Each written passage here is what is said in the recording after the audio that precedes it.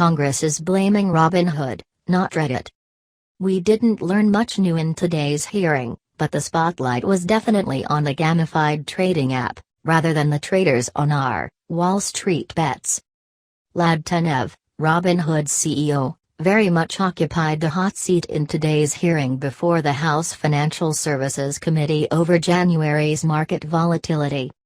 None of the representatives seemed particularly interested in putting the screws to Reddit CEO Steve Huffman, and many seemed to give Keith Gill the same props the rest of us did.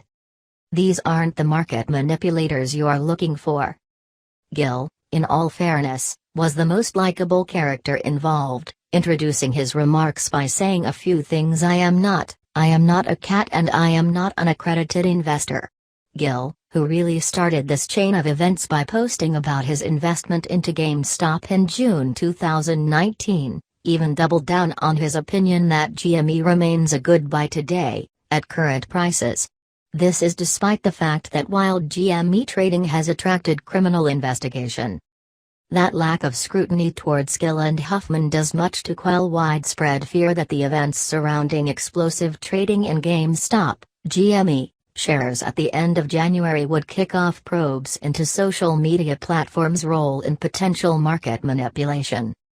This is even as the House Antitrust Subcommittee announced today more hearings to scrutinize the biggest players in social media. Reddit, for now, seems to have flown under the radar. Congressman Warren Davidson, who sits on the committee, noted this rare area of consensus, telling Cointelegraph, I was hopeful right out of the gate because early on in the news cycle I was sticking up for the Reddit users, saying these people should have a right to trade. And then Ted Cruz, on the other end of the political spectrum, said, well, we agree. Tenev's business model. Though broadly, Republicans were more lenient than Democrats in addressing Robinhood's activity, and especially the firm's controversial shutoff of buying but not selling of GME and other high-volatility stocks, everybody wanted answers from Tenev. The nature of Robinhood's revenue model, which is based on the sale of order flow, while advertising itself as commission-free, fell under mass scrutiny, as did its dependence on a $3 billion injection of capital to meet collateral requirements. I believe a vulnerability was clearly exposed in your business model, said Congressman Anthony Gonzalez while questioning Tenev.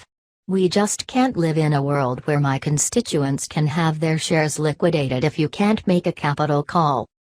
Many called out Robinhood's claims to be busy democratizing finance. Tenev consistently pushed the figure of $35 billion as Robinhood users' total gains, which Representative Jim Himes said you and anybody else schooled in finance know is meaningless without a rate of return. But while today's hearing revealed a lot of hostility towards Tenev, it wasn't all that educational. Despite Chairwoman Maxine Waters' admonition that this is not political theater at all, there didn't seem to be any concerted sense of solutions to the epic trading that fueled GameStop's, GME, meteoric rise at the end of January. Real-time solution?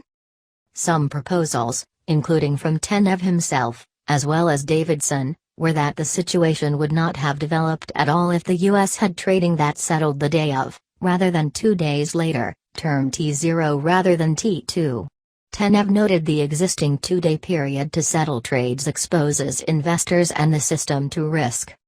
Kenneth Griffin, CEO of Citadel, which he described as the largest market maker in the world, disputed the likelihood of a real-time system for securities trading in the next several years, saying, the issue is everything has to work perfectly. Real-time trading, he said, requires that every bit of the workflow is perfectly synchronized across the parties. Davidson disagreed, saying clearly in your business the technology exists for trading firms that are engaged in high-frequency trading. Davidson noted the potential role of blockchain.